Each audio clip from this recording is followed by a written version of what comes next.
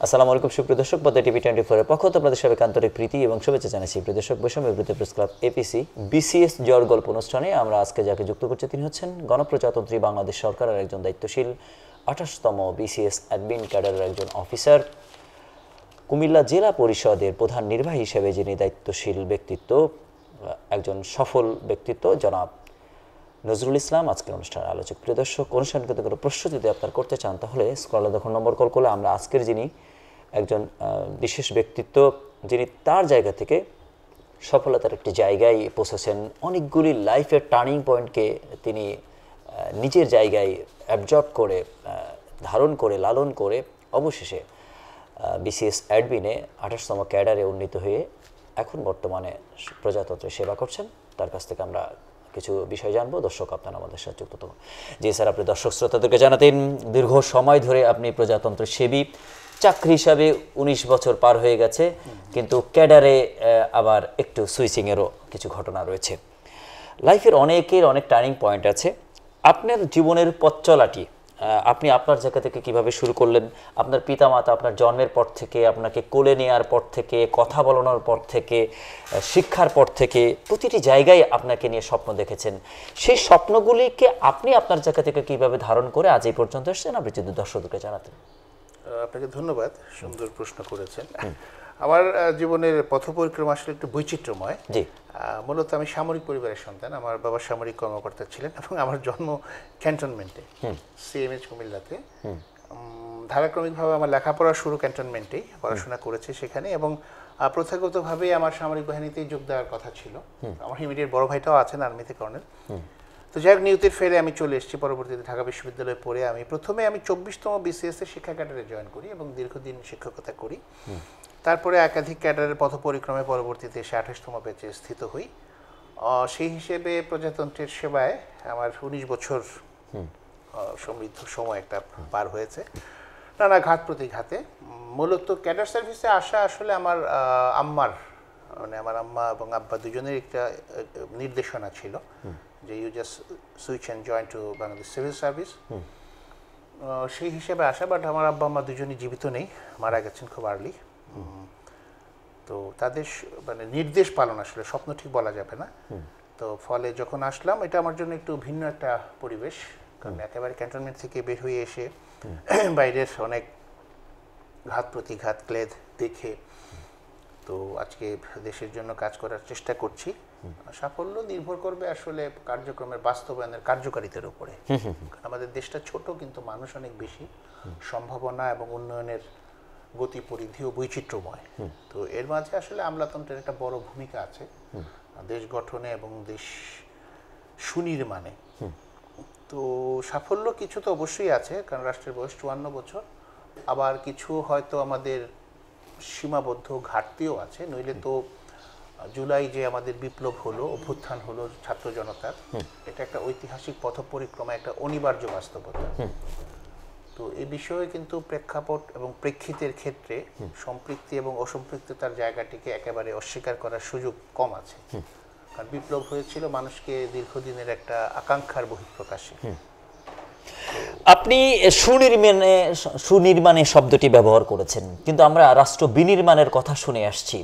বিনির্মাণ এবং সুনির্মাণ, এই জায়গা, এইটিকে আসলে অ্যাড্রেস করার কোন কোন জায়গা বিনির্মাণ হয়েছে কিন্তু সুনির্মাণ হয়নি বলে আপনি আপনার জায়গা থেকে দেখে এসেছেন? আপনাকে ধন্যবাদ। আমি আসলে গঠনমূলকভাবেই কথাটা বলেছি, কারণ বিনির্মাণ একটা অংশ আর সুনির্মাণ আরেকটা অংশ। আপনারা জানেন যে 1971 সনে আমরা ফাইনালি আমাদের দেশটাকে স্বাধীন সার্বভৌম হিসেবে, আজকের ভূখণ্ডটাকে আমরা মুক্তিযুদ্ধের মাধ্যমে বলি স্বাধীন দেশ। তো 47 সনেও দেশ বিভাগ হয়েছে, সেটাও কিন্তু দ্বিতীয় বিশ্বযুদ্ধের যুদ্ধ পরিক্রমার পরে। ভারত ভেঙে পাকিস্তান হয়েছে, পাকিস্তান ভেঙে বাংলাদেশ হয়েছে। এটা আসলে জন আকাঙ্ক্ষার বা প্রত্যাশিত গঠনমূলক উন্নয়নটা ঋদ্ধ ছিল না বলেই কিন্তু আন্দোলন বা যুদ্ধ হয়েছে।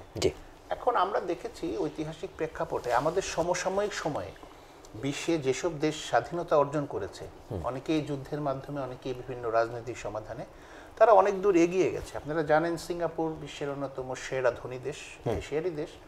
1965-তে এটা স্বাধীনতা অর্জন করে অনেকটা জোরপূর্বক। তারা আজকে one of the best country in the world. দক্ষিণ কোরিয়া আমাদের সমসাময়িক সময়ে স্বাধীনতা অর্জন করে। তো এইভাবে যেসব দেশগুলো তারা কিন্তু বেশ এগিয়ে গেছে, ডেভেলপমেন্টের তারা একটা ভিন্ন প্যারাডিম সৃষ্টি করতে পেরেছে। বাংলাদেশের উন্নয়নের যথেষ্ট সম্ভাবনা ছিল, কারণ আমাদের সবচেয়ে বড় শক্তি আমাদের এই দেশের জনসম্পদ, এই ছোট্ট একটা ভূখণ্ড। আবার আরেকটা বিষয় আছে, আল্লাহ পাকের মহান আল্লাহ পাক রব্বুল আলামিনের অশেষ রহমতে আমাদের দেশ কিন্তু প্রাকৃতিকভাবে অত্যন্ত ঋদ্ধ সমৃদ্ধ, এত উর্বরা ভূমি সারা বিশ্বের কোনো দেশে নাই। তো এগুলো সবই ছিল আমাদের জন্য অত্যন্ত একটা সমৃদ্ধ উৎস, যেখান থেকে আমরা আসলে বিনির্মাণ নয় সুনির্মাণের সুযোগ ছিল। কারণ বিনির্মাণ করেছে সিঙ্গাপুর, বিনির্মাণ করেছে কোরিয়া, তারা বৈরী প্রকৃতির দেশ ছিলেন। তাদের এখানে উন্নয়ন করতে গেলে অনেক কাঠামোগত বিষয়কে নিয়ে করতে হয়। বাংলাদেশে ন্যাচারালি অনেক একটা ঋদ্ধতা ছিল, আমাদের অসংখ্য নদী ছিল, সুজলা নদী এবং অসংখ্য খাল নালা ছিল। পাশাপাশি আমাদের দক্ষিণে বে অফ বেঙ্গলের একটা বড় সোর্স আছে। তো এগুলো মিলিয়ে আসলে আমাদের ভূ প্রাকৃতিকগত যে ব্লেসিংস ছিল মহান আল্লাহ রাব্বুল আলামিনের, পাশাপাশি আমাদের যে জনসম্পদ, এগুলো দিয়ে দেশটাকে আসলে অত্যন্ত সুগঠন করার একটা সম্ভাবনা নিয়েই কিন্তু বাংলাদেশ স্বাধীন হয়েছে। সুনির্মাণ সুগঠন, আপনি উন্নতশীল রাষ্ট্র, বিশেষ করে 65-র কথা আপনি বললেন, 65-তে যে সিঙ্গাপুরকে একেবারে একঘরে করে দেওয়া হয়, জোর করে মানে তোমাদের দ্বারা কিছু হবে না, অথচ সমাজের সবচেয়ে জায়গায় আস্তাকুড়ে নিক্ষেপ করা হলো যে সিঙ্গাপুরকে। আস্তাকুড়ে থেকে সিঙ্গাপুর এখন যেভাবে বিশ্বকে আসলে জানান দিচ্ছে, সেক্ষেত্রে এখানে সুগঠন সুনির্মাণ বা তাদের জায়গা থেকে বিনির্মাণ, আপনি আপনার জায়গা থেকে, যেহেতু আপনার এই ব্যাপারে যথেষ্ট পড়াশোনা, যথেষ্ট আপনার গবেষণা, স্যার আপনি একটি সিঙ্গাপুর কিভাবে একেবারে আস্তাকুড়ে থেকে মাথা উঁচু করে দাঁড়ালো, সেই চিত্রটি আমাদের দর্শক শ্রোতা বা দেশবাসী বা আমাদের প্রজাতন্ত্রের যারা মেকার বা দায়িত্বশীল, তারা এখান থেকে বিশেষ থিম পেতে পারে কিনা আপনার দৃষ্টিতে? এক নজরে সিঙ্গাপুর সুগঠন বা সুনির্মাণের চিত্র যদি আপনি দর্শকদেরকে একটু জানাতেন। ধন্যবাদ আপনাকে। এটা আমাদের জন্য একটা শিক্ষণীয় বিষয় হতে পারে, এটা অসম্ভব না। পাশাপাশি আমি এও বলবো যে আমরা কিন্তু একটা বৈচিত্র্যময়ী জাতি বা প্রজাতি, এই কারণে পাক ভারতীয় উপমহাদেশে কিন্তু সারা বিশ্বের সমস্ত বিশ্বের জিডিপির 1/3 ছিল।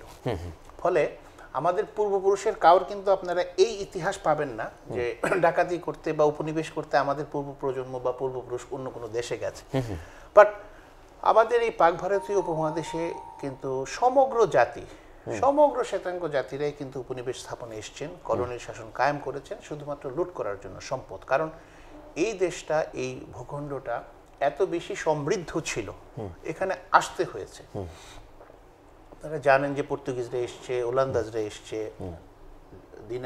ডেনিশরা এসছে, ফ্রেঞ্চ এসছে, ব্রিটিশ এসছে, তার আগে মোগলরা, সব বিদেশি যারা ছিলেন তারাই কিন্তু এসছেন এই দেশে। এই দেশের সম্পদ থেকে তারা তাদের এখান থেকে লুট করে বা কলোনি শাসন কায়েম করে তারা কিন্তু তাদের দেশগুলোকে গড়েছেন, তারা বিনির্মাণ করেছেন। কিন্তু আমার দেশটা কিন্তু আসলে সম্পদে, আল্লাহ পাক কর্তৃক প্রদত্ত সম্পদে রিসোর্সফুল ছিল। এটাকে সেজন্য আমরা হয়তো পূর্ববর্তী সময়ে আমাদের মানুষ অতটা আবেগী জাতি হিসেবে সচেতন ছিল না বলেই বিভিন্ন এনক্রোচমেন্ট হয়েছে। সিঙ্গাপুরের ক্ষেত্রটা হচ্ছে যে এটা পাথুরে দেশ ছিল, আপনারা জানেন, এটা একটা দ্বীপ দেশ এবং খুব ঊষর ভূমির। সিঙ্গাপুরে কিন্তু আসলে প্রাকৃতিক মাটি একেবারেই ছিল না বলা যায়। এটা মালয়েশিয়া থেকে বা ইন্দোনেশিয়া থেকে পরবর্তীতে কিছু কৃত্রিমভাবে মাটি আমদানি করে করে এবং খুব পরিকল্পনার মাধ্যমে এটাকে বিশ্বের একটা শ্রেষ্ঠ উন্নত মডেল রাষ্ট্র হিসেবে গড়ে তুলেছে। এবং ছোট্ট ভূখণ্ড হলেও এটা ইকোনমিক্যাল যেই গড়পড়তার বৈচিত্র্য, সেখানে কিন্তু জাপানের পরে এশিয়াতে আর সারা বিশ্বের চতুর্থ বৃহত্তম অর্থনৈতিক শক্তি। তো এই যে ফাস্টেস্ট ইকোনমির দেশ হওয়া ছোট্ট একটা ভূখণ্ডের, এটা ছিল সুনির্দিষ্ট পরিকল্পনা, অত্যধিক দেশপ্রেম এবং নেতৃত্বের অত্যন্ত দৃঢ় একটা বলয়ের মাধ্যমে। পাশাপাশি সমগ্র জাতি এগিয়ে এসছে আর তাদের আমলাতন্ত্র বড় ভূমিকা রেখেছে। তৎকালীন সময়ে মেধাবী ভদ্রলোকদেরকে বেছে নিয়েছিলেন শ্রদ্ধেয় লি কুয়ান ইউ, সিঙ্গাপুরের আধুনিক সিঙ্গাপুরের জনক এবং স্বাধীনতার সময়ের নায়ক। তো তার দৃঢ়চেতা নেতৃত্ব, পাশাপাশি বেছে নেওয়া মেধাবী আমলাতন্ত্রের মাধ্যমে তারা একটা মডেল রাষ্ট্র সারা বিশ্বকে উপহার দিতে পেরেছে। এবং তারা দেখেছে যে এটা ঊষর দেশ, প্রাকৃতিক সম্পদে এটার একটা সীমাবদ্ধতা ছিল। তো সেখান থেকে তারা কিন্তু টেকনোলজি বেসড এবং কমপ্লিটলি সিও বেসড, অর্থাৎ তারা এই সিঙ্গাপুর এই যে নৌবন্দর এবং বিমানবন্দর চাঙ্গি এয়ারপোর্ট এই দুটোকে কিন্তু অবলম্বন করেছে। ফলে রিফুয়েলিং এর একটা হাব হয়ে এটা কিন্তু তাদের ইকোনমিকে এবং বিভিন্ন সারা বিশ্বের সব কর্পোরেট অফিসের কিন্তু হেডকোয়ার্টার হিসেবে সিঙ্গাপুরে একটা ব্রাঞ্চ আছে। তো এটা একটা শিক্ষা নিঃসন্দেহে। বাংলাদেশের জিওপলিটিক্যালি একটা বড় সম্ভাবনা আছে, এটা আমাদের মাননীয় প্রধান উপদেষ্টা প্রায়শই বলেন। তো এই সম্ভাবনাটা আমাদের কাজে লাগাতে হলে কিন্তু দৃঢ়চেতা দেশপ্রেম নিয়ে আমলাতন্ত্র সহ জনগণকেও ভূমিকা নিতে হবে এবং এটা সম্ভব। বাংলাদেশকে নিঃসন্দেহে সারা বিশ্বের একটা অত্যন্ত উন্নত রাষ্ট্র এবং জনপদে পরিণত করা সম্ভব। বিশ্বের যে সমস্ত রাষ্ট্র সফল হয়েছে তাদের কিছু আইকনিক পার্সন ছিলেন। আমরা মাহাথির মোহাম্মদের কথা বলি, আপনি সিঙ্গাপুরের লিউ চিয়ান কথা বললেন। আমাদের স্বাধীনতার জন্য কিছু ব্যক্তি থাকলেও পরবর্তীতে তাদের জায়গা থেকে হয়তো কিছু রান করে দিয়ে গিয়েছিলেন। অবশেষে 24-এর গণ আন্দোলনে ছাত্র জনতার গণ অভ্যুত্থানে পরে যিনি দায়িত্বশীল হলেন, তিনি তার জায়গা থেকে একজন ব্যক্তি নিজেকে যেভাবে একটা প্রাতিষ্ঠানিকভাবে যেভাবে তৈরি করলেন, একজন ডক্টর মোহাম্মদ ইউনূস যেভাবে বিশ্ব নন্দিত, বিশ্ব বিদগ্ধ ব্যক্তিত্ব, 3-0 ফর্মুলা তার যে থিমটি, এই থিমটি বিশ্বে যেভাবে খুব গুরুত্বের সাথে দেখা হচ্ছে, সেই ব্যক্তিকে অবশেষে আমরা 54 বছর পরে পেয়েছি। সেক্ষেত্রে বিনির্মাণের সাথে সুনির্মাণ বা সুগঠনে একজন ডক্টর মোহাম্মদ ইউনূসের থিমগুলিকে বা তার মেকিংগুলিকে বা তার দায়িত্বশীলতাগুলিকে আপনি আসলে কিভাবে দেখছেন? আমরা তো আসলে সরকারি গণকর্মচারী হিসেবে সরকারি নির্দেশনাগুলো বাস্তবায়ন করব। তো নিঃসন্দেহে ডক্টর ইউনূস, আমাদের প্রফেসর ডক্টর ইউনূস স্যার একজন নোবেল লরিয়েট, বিশ্ববরেণ্য ব্যক্তি। আমাদের জন্য তো নিঃসন্দেহে এটা গৌরবের, এবং ওনার সুগঠিত প্রজ্ঞা এবং মেধার কারণে দেশ জাতি উপকৃত হবে বলেই আমরা বিশ্বাস করি এবং সেই মন্ত্রে আমরা সবাইকে মিলে এগিয়ে আসতে হবে কাজের জন্য, কারণ দেশটা তো আমার আপনার সবারই। প্রত্যেকটা জনগণকে আসলে যার যার অবস্থান থেকে কার্যকরভাবে দেশপ্রেম নিয়ে ভূমিকা রাখার চেষ্টা করতে হবে।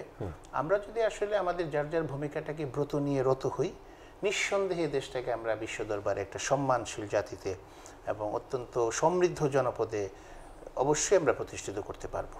এটা তো অবশ্যই করণীয়। জি, আপনি আপনার জায়গা থেকে দায়িত্ব পালনের অনেকগুলি হিস্টোরি আপনি নিশ্চয় ধারণ করেছেন। ইতিপূর্বে উপজেলা নির্বাহী ছিলেন, উপসচিব পদে আপনি পদোন্নতি প্রাপ্ত হয়েছেন, এখন জেলা পরিষদের কুমিল্লা জেলা পরিষদের প্রধান নির্বাহী হিসেবে দায়িত্ব পালন করে যাচ্ছেন। এই দায়িত্ব পালন করার ক্ষেত্রে আপনার কোন কোন বিষয়গুলি আপনি ব্যক্তিগতভাবে ইথিক্যালি আসলে ধারণ করেছেন, কিভাবে চেঞ্জ করে আসলে একটা অবস্থান তৈরি করতে চাচ্ছেন? নানা চিত্র বিচিত্র আপনার কাছে রয়েছে, আপনি আপনার জায়গা থেকে আসলে কিভাবে এই কাজগুলিকে ওন করেন?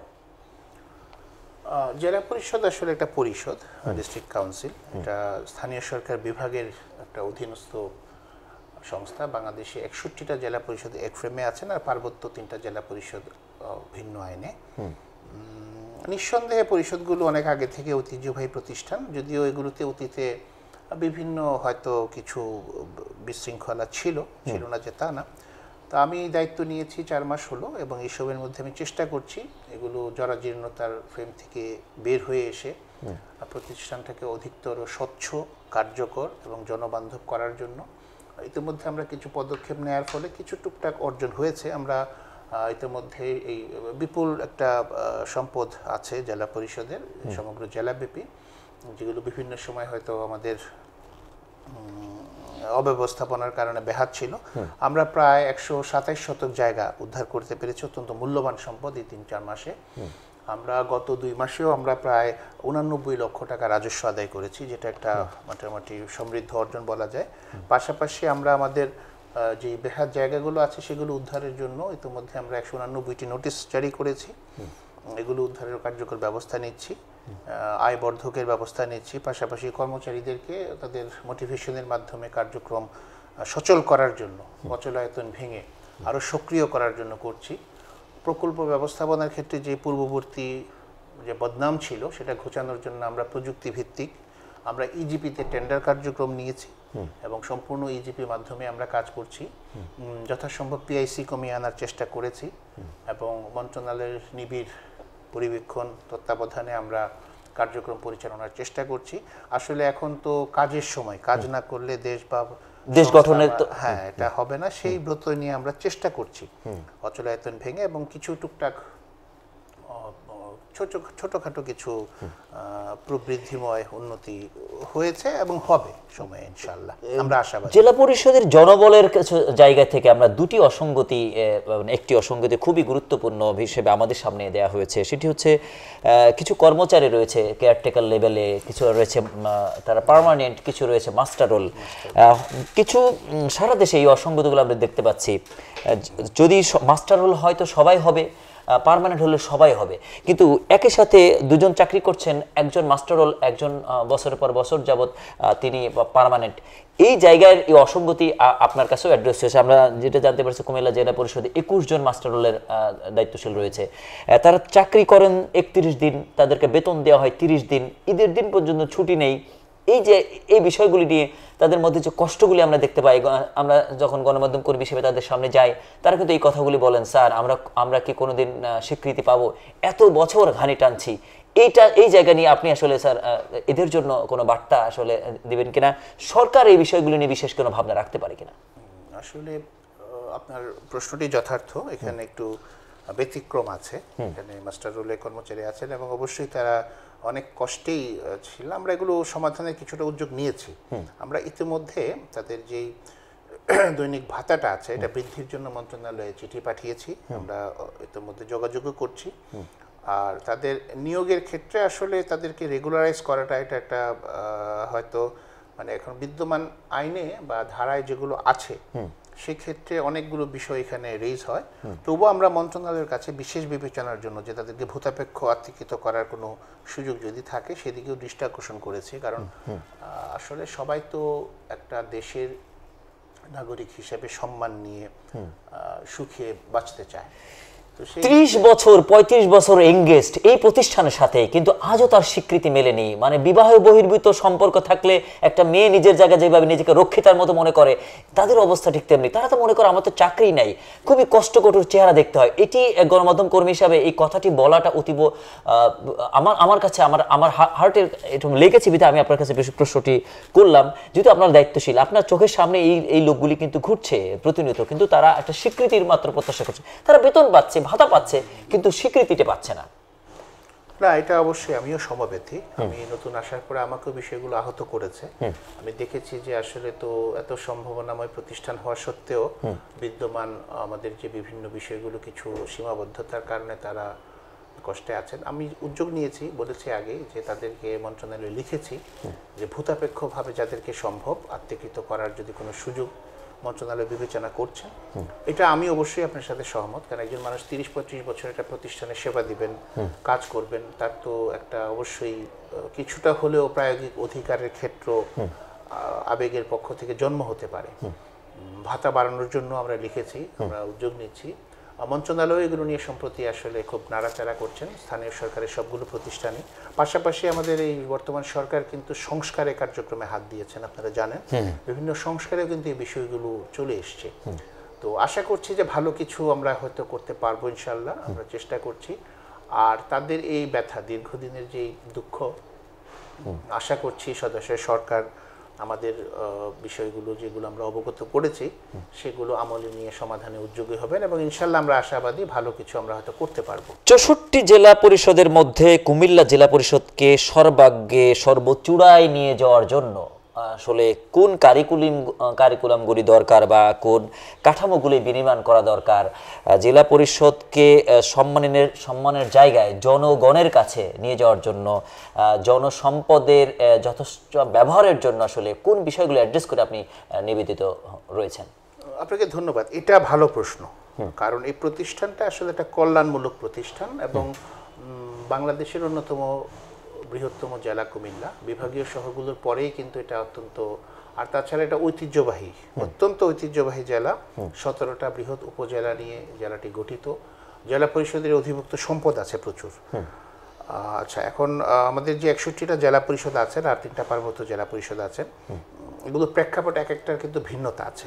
কুমিল্লার ক্ষেত্রে আমি যেটা দেখেছি যেটা অনেক রিসোর্সফুল।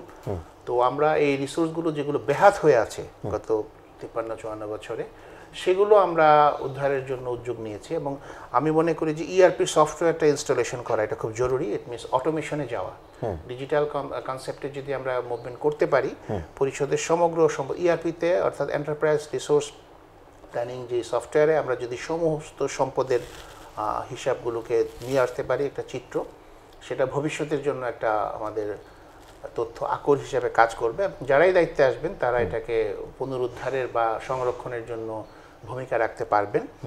আর আমরা অটোমেশনে যদি ডিফাইলিংয়ে যাই, সেখানে ক্ষেত্রে হচ্ছে প্রকল্পের যে ফাইলগুলো, যেটা আসলে অনেক ক্ষেত্রে অনেক ফাইল আগে মিসিং হয়ে যেত বিভিন্ন ক্ষেত্রে, আসলে এখানে আমি অস্বীকার করবো না যে পূর্ববর্তী সময় এখানে অনেক অনিয়ম হয়েছে, কেউ হয়তো জ্ঞাতসারে করেছে, কেউ অজ্ঞাতসারে করেছে। তো অটোমেশনে গেলে এই সুযোগটা কমে আসবে, কারণ ফাইল মুভমেন্টটা যখন আমি প্রকল্পের ফাইলও আমরা কমিয়ে নিয়ে আসছি, পিএসসি কমে গেলে টেন্ডারের মাধ্যমে গুচ্ছে গুচ্ছে যাবে। আর টেন্ডার ব্যবস্থাপনাটা যেহেতু ইজিপিতে হচ্ছে, সরকারের একটা ভালো উদ্যোগ। এখানে আসলে পূর্ববর্তী সময়ের যে বদনাম ছিল শুনেছি সেগুলো নাই এখন। তো পাশাপাশি আপনার রিসোর্স অ্যালোকেশনের যে বিষয়গুলো, আমরা যদি কিছু সম্পদ প্রবৃদ্ধির জন্য কল্যাণমূলক বৃহৎ কর্মসূচি নিতে পারি, বড় বড় কমার্শিয়াল কমপ্লেক্স করা জনকল্যাণে, যেটা সরকারের রেভিনিউকে সমুন্নত শক্তিশালী করবে, পাশাপাশি প্রতিষ্ঠানটাকেও প্রাতিষ্ঠানিকভাবে ভিত্তি করবে, ফলে সর্বোচ্চ রেভিনিউ কুমিল্লা জেলা পরিষদ থেকে রাষ্ট্রে জমাদানের ক্ষেত্রে কোন কোন মাইল ফলককে সামনে রেখে আপনি আসলে অ্যাড্রেস করে কাজ করছেন?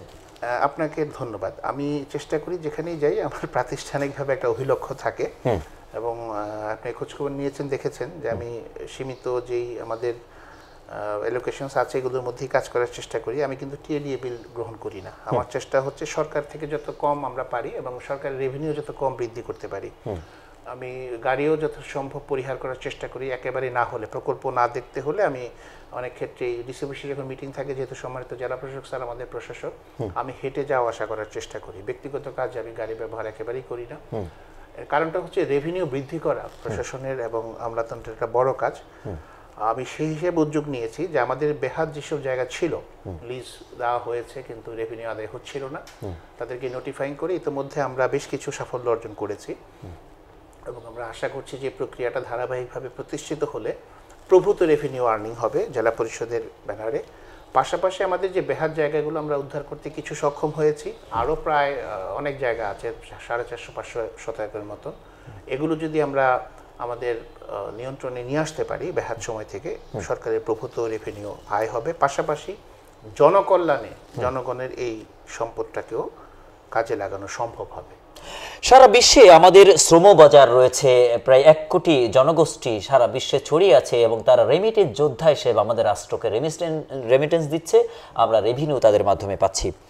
এই রেমিটেন্স যোদ্ধা যারা রয়েছে তারা স্ব উদ্যোগে যাচ্ছে, নন স্কিল হয়ে যাচ্ছে, নন এডুকেট হয়ে যাচ্ছে, সামান্য ভাষাটি পর্যন্ত জেনে যাচ্ছে না, নানা রকম সমস্যার মধ্যে পড়ছে।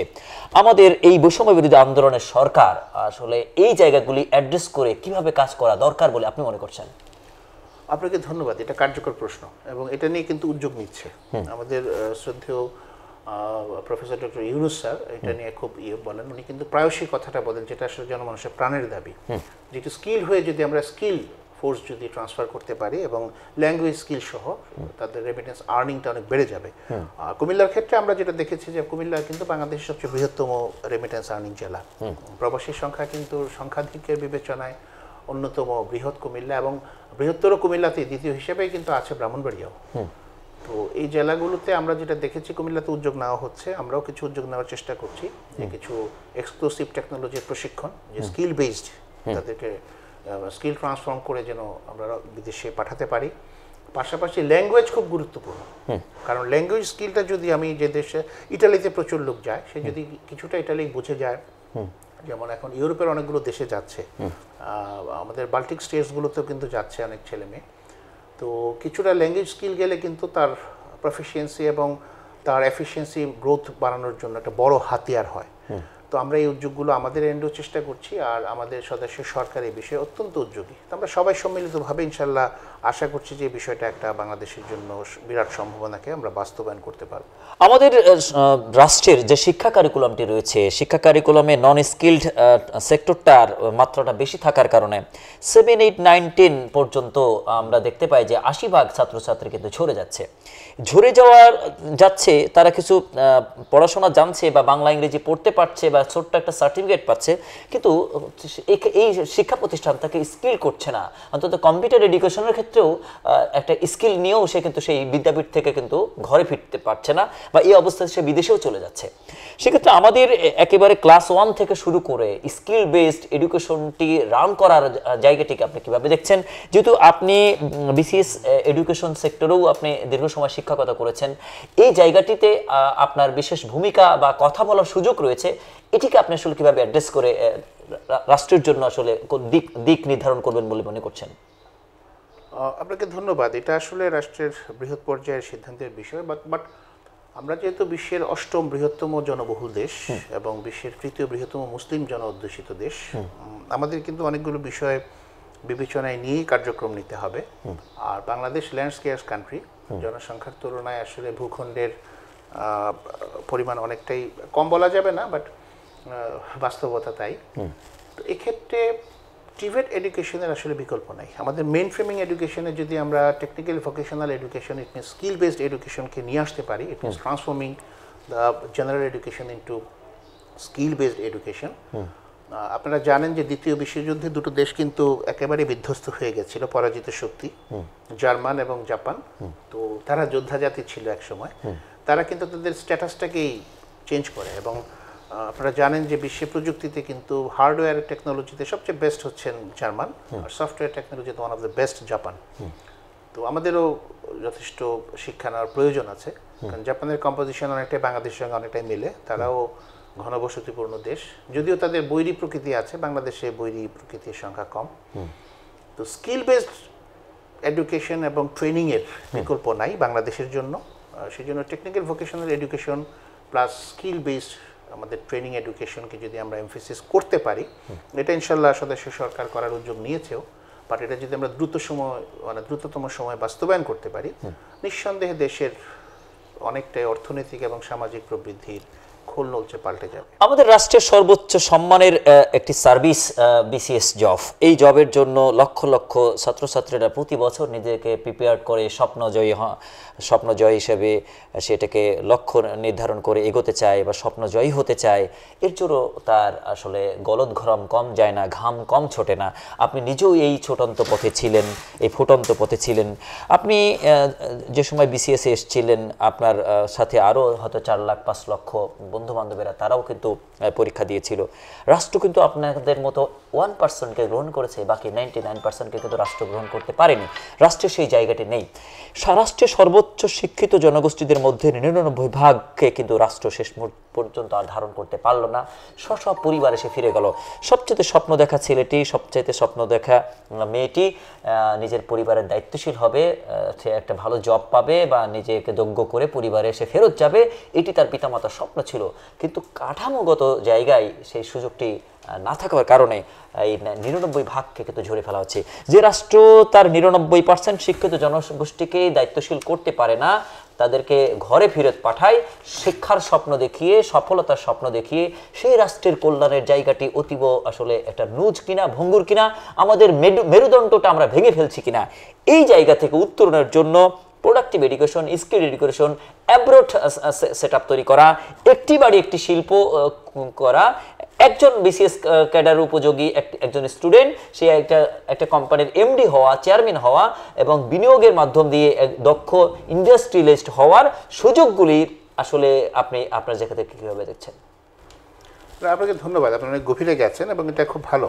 এটা আমি এই কারণে বলছি আপনাকে, চায়না কিন্তু one home one cottage industry এখন এই থিমে আছে। চীনে গেলে দেখবেন যে তাদের কিন্তু নিচে শোরুম বা দোকান, উপরে ফ্যাক্টরি কাজ হচ্ছে, তার উপরে বসবাস করছে। এটা ভালো কনসেপ্ট, নিঃসন্দেহে ঠিক। আমাদের উদ্যোক্তা সৃষ্টি করতে হবে। আসলে চাকরির পেছনে না দৌড়ে চাকরি স্রষ্টা হতে হবে, চাকরি সৃষ্টি করতে হবে। তাতে হলো জনসংখ্যা জনশক্তিতে রূপান্তরিত হবে। এবং বিসিএস তো অবশ্যই এটা অত কঠিন বা ইয়েও না, মানুষ করছে যারা উদ্যোগী ডিটারমিনেশন থাকলে করবে। কিন্তু দেশ গঠনে তো বিকল্প মাধ্যমও আছে। উদ্যোক্তা হতে পারলে, বিজনেস এন্টারপ্রেনার হতে পারলে তারা বরং কর্মসংস্থান সৃষ্টি করতে পারবে। তো এটা আমাদের সদস্য সরকারেরও উদ্যোগ নিয়েছেন এবং আমরা দেখেছি যে আমাদের সরকার প্রধান উপদেষ্টা প্রফেসর ডক্টর ইউনূস স্যার অত্যন্ত সুন্দরভাবে এই বিষয়গুলো কিন্তু বলেন। তার যে 3-0 তত্ত্ব আছে সেখানেও কিন্তু অনেকটা সুন্দর সমাধান দেওয়া আছে। তো উদ্যোক্তা আমাদের সৃষ্টির পদক্ষেপটাই বোধহয় উৎসাহিত করা প্রয়োজন, স্কিল বেসড এডুকেশনকে মেইন ফ্রেমিং করে। এতে করে সমস্যা অনেক কমে আসবে। আর আসলে মানুষ বেশি, যেহেতু চাহিদাও বেশি থাকবে, সবাই তো আসলে চাকরি করলে শুরুটা যেটি হয়েছিল কোঠার কারণে হয়েছিল, কোঠার গোটা আসলে এতটা গলায় বেঁধে গিয়েছিল, বৈষম্যর যেটি শুরু হয়েছিল, সেই বৈষম্যের জন্য আন্দোলনকারী রাজপথেই আমরা যেটা দেখতে পাই যে 20,000-এর উপরে যারা আহত আছেন, তাদের পরিবারও কিন্তু চাইছে যে আমার সন্তানটি এই আন্দোলন করেছে, আমার সন্তানই একটা চাকরি পাবে।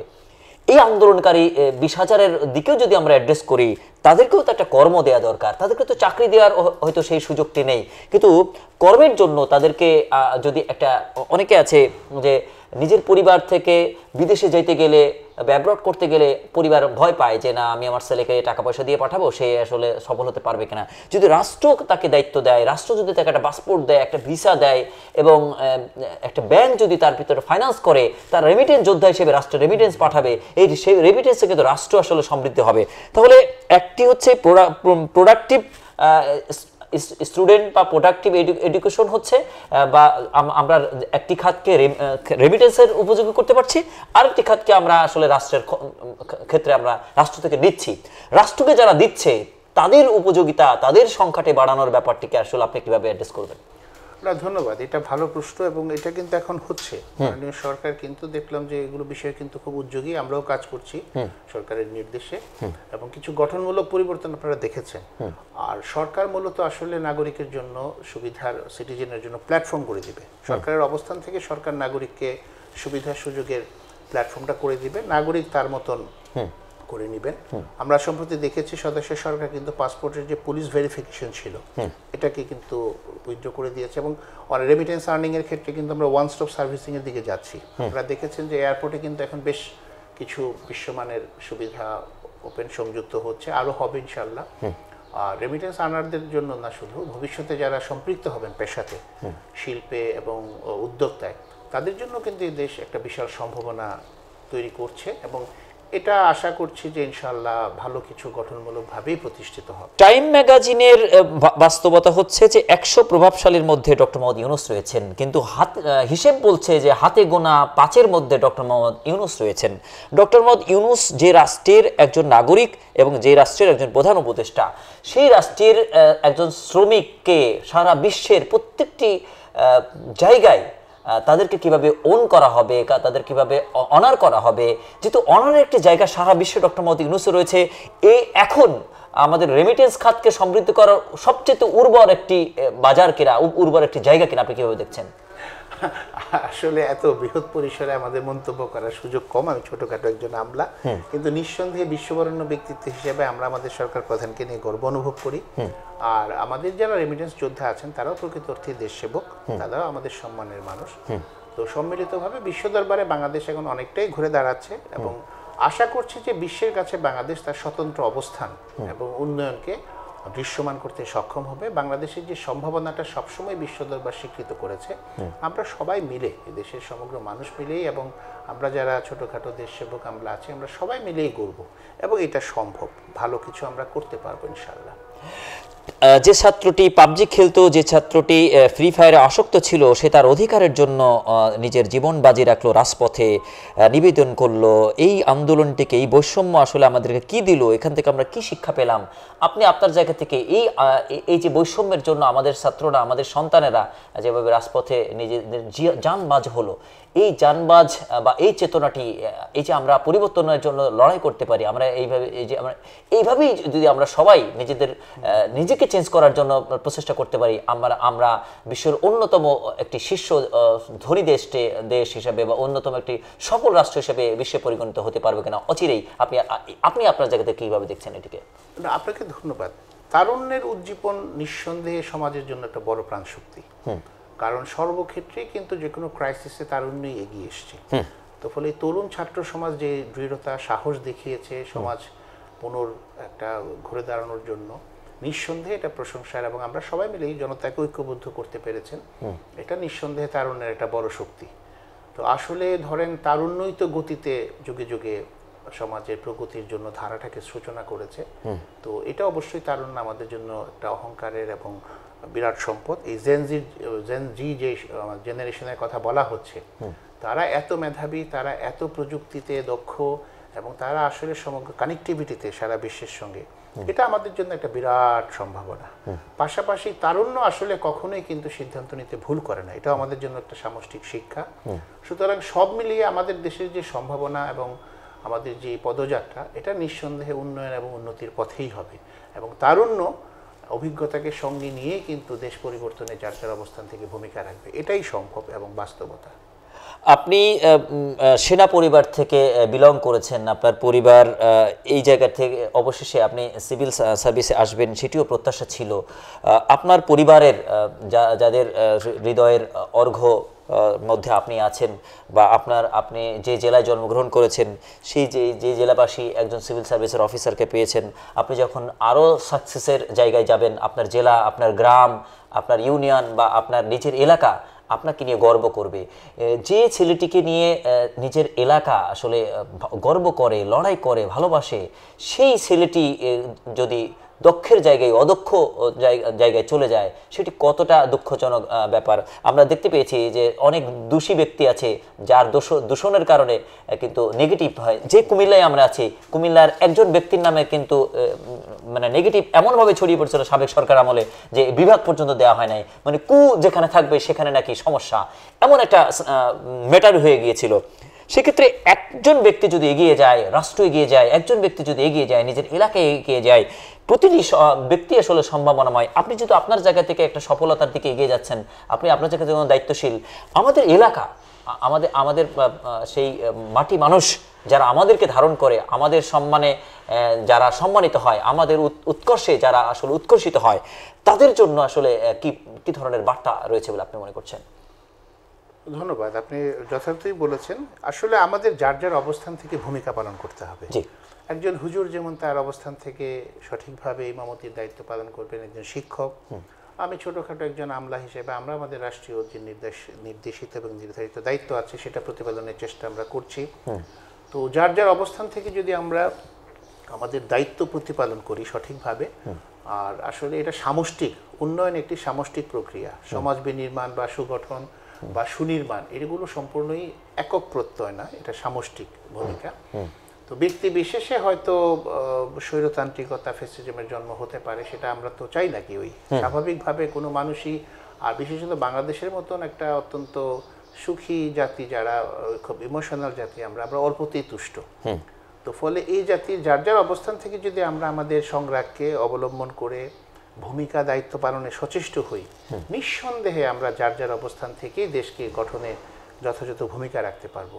এটাই যথাযথ কার্যকর হওয়া উচিত বলে আমার ব্যক্তিগত ধারণা আর কি। দর্শক শ্রোতা, কুমিল্লাবাসী, দেশবাসী যারা প্রজাতন্ত্রের সাধারণ দায়িত্বশীল আছেন, বা সবার উদ্দেশ্যে এক নজরে একজন নজরুল ইসলাম আসলে কিভাবে কাব্য রচনা করবেন, নাকি আসলে আপনি যেহেতু একজন জাতীয় কবির নাম আপনার, নাকি সাহিত্য রচনা করবেন, নাকি আপনি এইখান থেকে আপনার অভিব্যক্তিটাকে আসলে কিভাবে দেখছেন? আমি খুব সাধারণ, খুবই সামান্য একজন মানুষ। অসামান্য হওয়ার প্রতিভা হয়তো আমার আছে কিনা সেটা জানি না, তবে সামান্য একজন মানুষ হলে আমি দেশসেবক, আমি ধর্মপ্রাণ।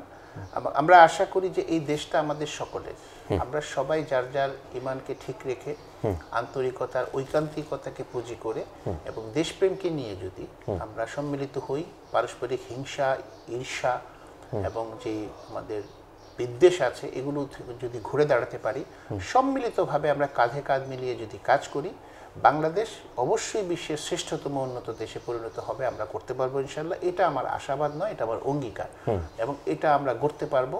কুমিল্লা থেকেই পদযাত্রা শুরু হতে পারে উন্নয়নের। আমরা চেষ্টা করব সারাটা দেশ, বাংলাদেশ টেকনাফ হতে তেঁতুলিয়া পর্যন্ত যেন একেবারে ঘুরে দাঁড়িয়ে এক নতুন প্রত্যয়ে বিশ্ব দরবারে মাথা উঁচু করে এক সমৃদ্ধ নগরের জনপদ হিসেবে তার সুদীপ্ত যাত্রা পদচারণা করে। আমরা সেই লক্ষ্যে সবাই মিলে কাজ করবো ইনশাল্লাহ, আমি আশাবাদী, এবং ইনশাআল্লাহ মহান আল্লাহ রাব্বুল আলামিন আমাদের এই স্বপ্নকে, আকাঙ্ক্ষাকে বাস্তবায়ন করবেন। স্যার, আপনাকে ধন্যবাদ জানাচ্ছি আমাদের সাথে এতক্ষণ যুক্ত থাকার জন্য এবং মূল্যবান সময় থেকে আমাদের ক্যামেরার জন্য বা দর্শক শ্রোতাদের জন্য সময় বরাদ্দ করার জন্য। প্রিয় দর্শক, আজকের আলোচক যে কথাগুলি বললেন, তার যে অভিজ্ঞতা, তার যে চিন্তা বা পারিবারিক শিক্ষা বা নীতির যে যে পরাকাষ্ঠা স্থাপন করে তিনি যেভাবে দায়িত্ব পালন করছেন, আমরা যেটা মাঠ পর্যায়ে খোঁজ নিয়েছি, কুমিল্লা জেলা পরিষদকে তিনি নাম্বার 1 জেলা পরিষদ পরিগণিত করার জন্য বা দেশের কাছে 10-এর কাছে সম্মানিত করার জন্য যত অসঙ্গতি ছিল, যত জঞ্জাল ছিল, সেগুলি একটার পর একটা তিনি উপড়ে এগিয়ে যাচ্ছেন, যার কারণে এক শ্রেণীর ব্যক্তি তার বিরুদ্ধে বিরুদ্ধচারণ করার বিষয়টি হচ্ছে। নীতির দায়িত্বশীল আমরা যদি পাই বা সঠিক ব্যক্তি যদি আমরা পাই, তাহলে আমাদের রাষ্ট্র হয়ে যেতে পারে সুন্দর, সাবলীল, এবং আমার রাষ্ট্র হয়ে যেতে পারে অন্যতম উন্নয়নের জায়গা। আজকের আলোচক তার জায়গা থেকে, তার পরিসর থেকে যেভাবে কল্যাণে কাজ করে যাচ্ছেন, আমাদের অন্তর্বর্তীকালীন সরকারের প্রধান উপদেষ্টা রয়েছেন, তিনি তার জায়গা থেকে সেভাবে বিশ্ব নন্দিত করার পাশাপাশি নিজের দেশকে বিশ্বের অন্যতম জায়গায় নিয়ে যেতে চাচ্ছেন।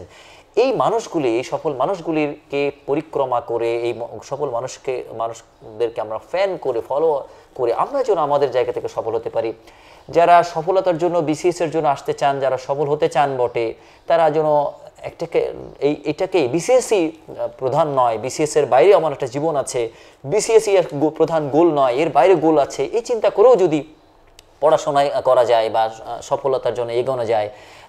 স্যার যেটি বললেন যে চায়নাতে একটি বাড়ি একটি কটেজ রয়েছে বা একটি বাড়ি একটি শিল্প রয়েছে, এই প্রবর্তনা আমাদের রাষ্ট্র যেভাবে চিন্তা করছে, আমাদের সরকার কিন্তু চেষ্টা করছে, কিন্তু আমাদের জনগণের সুবোধোদয়ের ভিত্তিতে আমরা যদি আমাদের জায়গা থেকে মনে করি আমি একজন দায়িত্বশীল, রাষ্ট্র আমার, এই দেশ আমার গড়তে হবে, তাহলে প্রত্যেকের জায়গা থেকে আমরা যদি দায়িত্বশীল ভূমিকা পালন করি, আমাদের রাষ্ট্র হতে পারে উন্নত এবং আমাদের পরবর্তী প্রজন্ম থাকতে পারে ক্ষুধা দারিদ্র্য মুক্ত এবং উন্নত বাংলাদেশের একজন নাগরিক আমাদের পরবর্তী প্রজন্ম হতে পারে। দর্শক, পরবর্তী নতুন কোনো আলোচককে বা আজকের আলোচককে পুনরায় নতুন কোনো বিষয় নিয়ে নতুন কোনো স্টেশনে যুক্ত করার প্রত্যাশা রেখে আজকের মতো বিদায় টানছি। আমাদের সাথে থাকুন। স্যার, আপনি 30 সেকেন্ড দর্শক শ্রোতাদেরকে সালাম গ্রহণ করে সালাম প্রদানের মাধ্যমে আপনি অনুষ্ঠান সমাপ্তি টানুন।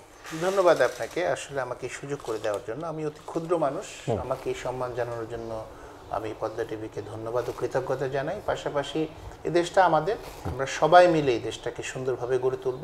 মহান আল্লাহ রাব্বুল আলামিন আমাদেরকে আশরাফুল মাখলুকাত করে দুনিয়াতে পাঠিয়েছেন।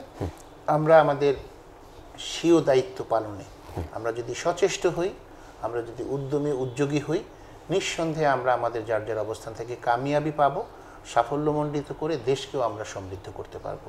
দেশবাসীর কাছে আমি আমাদের কৃতজ্ঞতা এবং দোয়ার আকাঙ্ক্ষা জানাচ্ছি। পাশাপাশি আমরা সবাই, আমি আহ্বান জানাবো যে আমরা সবাই মিলে যার যার অবস্থান থেকে আমাদের এই দেশটাকে গড়ার জন্য কাজ করি, আমরা এগিয়ে আসি, দুর্নীতি থেকে আমরা বেঁচে চলি এবং সুনীতিকে প্রতিষ্ঠা করার জন্য দেশপ্রেম এবং ধর্মকে মেনে যার যার অবস্থান থেকে আমরা যেন এই দেশ গঠনে ভূমিকা রাখতে পারি। সবাই সেই আমি অনুরোধ করব, আমি ক্ষুদ্র মানুষ, আমি জনবাসীকে অনুরোধ করব আপনাদের টিভি ম্যাডাম মিডিয়ার মাধ্যমে যে সবাই যেন তার অবস্থান থেকে নিজেকে সংহত রেখে কাজ করেন এবং আমরা যারা আমলাতন্ত্রে আছি আমরা চেষ্টা করব দেশপ্রেমকে সমৃদ্ধ করেই আমরা আমাদের কার্যক্রম যেন পালন করতে পারি। মহান আল্লাহ রাব্বুল আলামিনের মধ্যে সহায় হন, আমাদের জন্য দোয়া করবেন। আপনারা সবাই ভালো থাকবেন। সকলকে ধন্যবাদ। আসসালামু আলাইকুম।